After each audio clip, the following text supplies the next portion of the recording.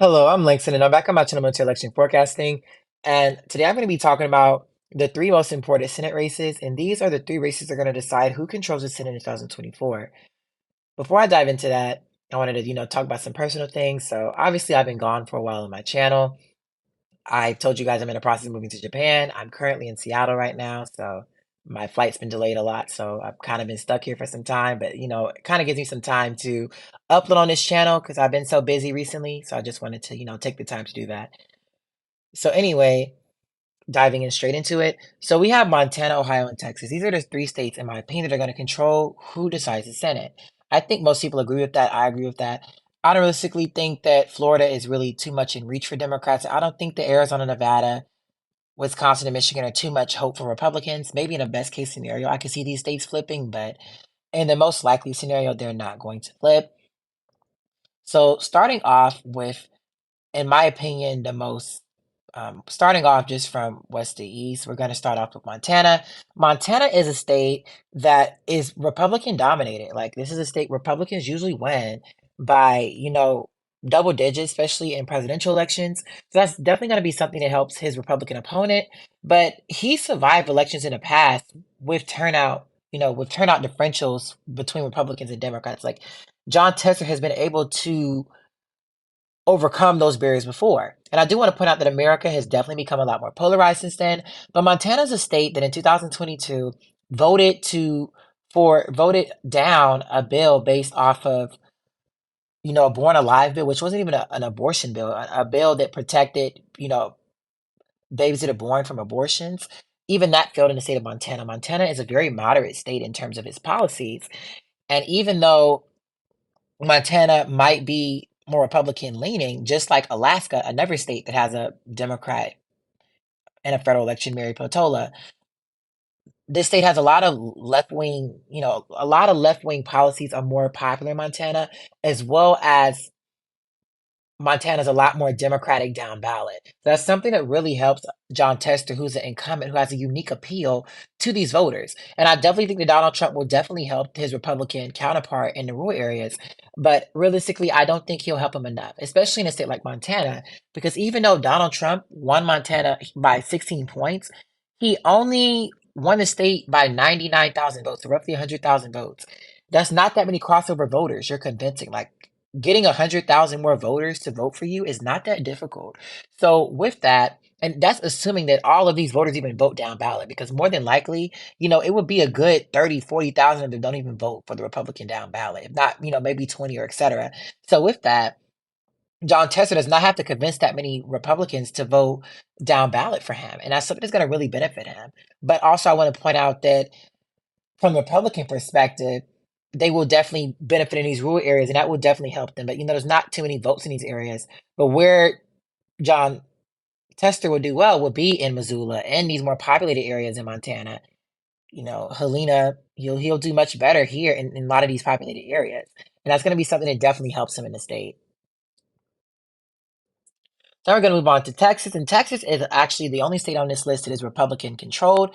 Basically, Democrats and Republicans have to win two of the three races out of these I'm mentioning. Texas is another state I'm going to talk about where you're seeing Colin Allred run against Ted Cruz, and Ted Cruz is a pretty unpopular candidate. He's not a strong candidate for Texas, and you have Texas, which is a pretty left trending state. That is a problem, but luckily for Texas, like many states, Texas is a very split down the middle state, which means Texas doesn't realistically have too much of split politics. Like, for example, in federal races, Republicans perform pretty similar to what they perform on a presidential ticket. Oftentimes, Texas is more Republican down ballot, like many states. But when you have a candidate like Ted Cruz, he probably will underperform Donald Trump. But the thing is, Democrats kind of don't have the numbers, at least as of now, to win in Texas. They have the numbers to improve in Texas, but improving and winning are two very different concepts. Like, it's obvious that Democrats are probably going to flip Denton and Collin County. They're going to do much better in the Austin suburbs. They're going to do pretty well in Houston, do pretty well in San Antonio, do pretty well in Dallas, as well as El Paso. They'll probably gain back a lot of the ground in the Rio Grande Valley just because of Hispanic voters trending to incumbents. And regardless, Colin Allred will definitely outrun Joe Biden in these areas just because these areas are still more Democratic down ballot. But with that, I still think Republicans have a pretty sizable advantage just because of these rural areas. Like these counties might be very small, but they add up.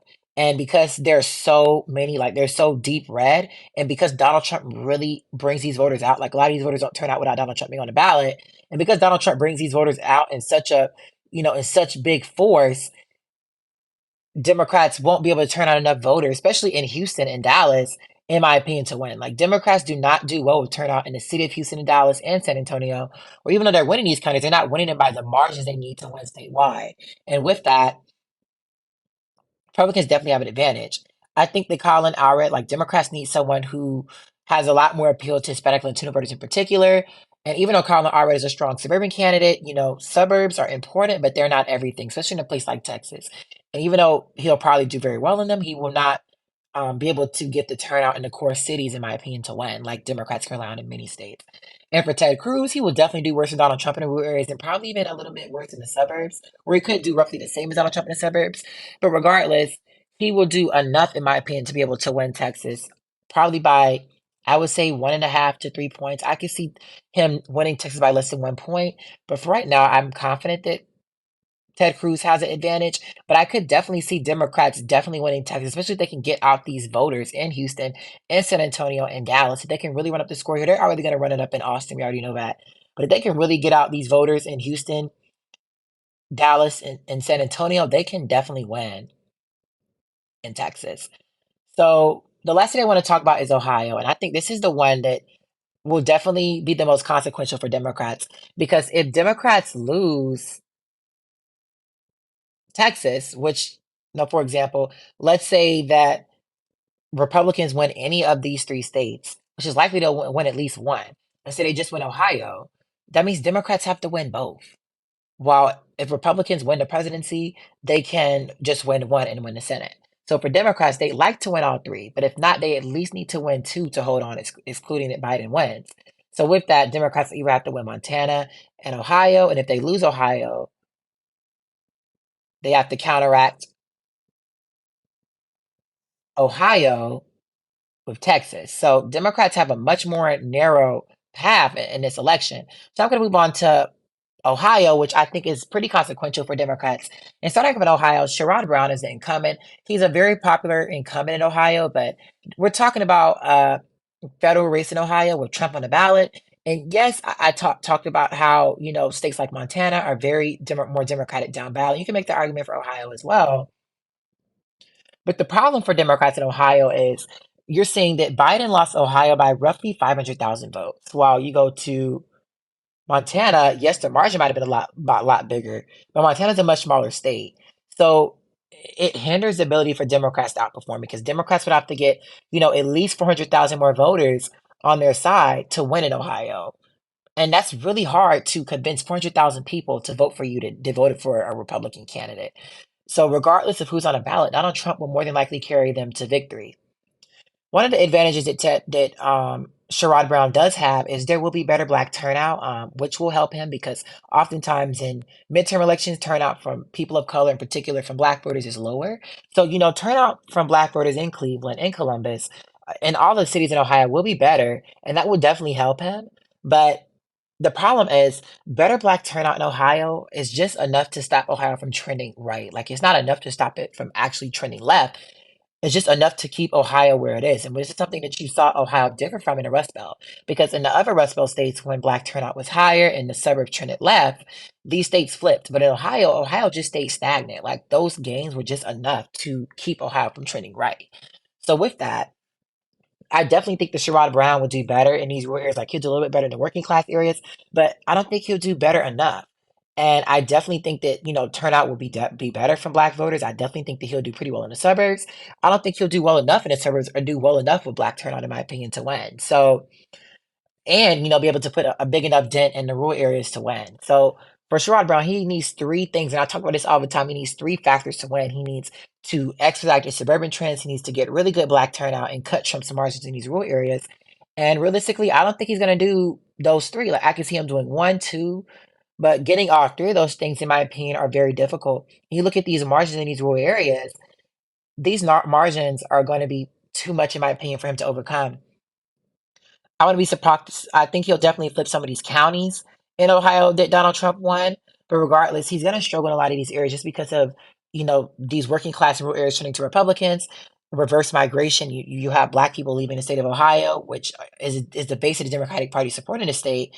And that's really hurting the Democratic coalition in Ohio, as well as even though the suburbs are trending left in Ohio, they're not trending left fast enough to make up for those two factors, which is trending Ohio rightward. And for Sherrod Brown, I definitely could see him holding on if everything went to plan. We're talking about everything going right for him, but in a more than likely outcome, he just does not have the math to come up with a 500,000 vote deficit, especially in a more high turnout election where Donald Trump is going to win Ohio pretty convincingly. Without Donald Trump on the ballot, I definitely think Sherrod Brown's chances would be better. But regardless, even if it wasn't him, like any Republican is still going to win Ohio pretty convincingly. They might not win it as much as Donald Trump would, but they definitely win it pretty convincingly. So with that, that's all I wanted to talk about in this video. The three most important races. In my opinion, I think Republicans will definitely win Texas and Ohio, and Democrats will probably hold on in Montana. But I could see Democrats winning Texas in a best case scenario and then potentially Ohio. But more than likely, that's how I see it. But I could also see in a best case scenario, Republicans flipping Montana.